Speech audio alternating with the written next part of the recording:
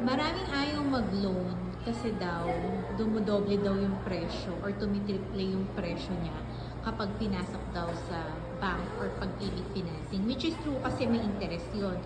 So, ang hack doon para maiwasan mo yung malaking interest, bayaran mo lagi yung principal loan amount. Kasi pag doon ka nagbabayad, zero interest siya. At the same time, liliit yung monthly amortization mo during the repricing period. So, usually ako, kapag may malaki or may extra money ako, binabayad ko agad siya directly sa aking home loan.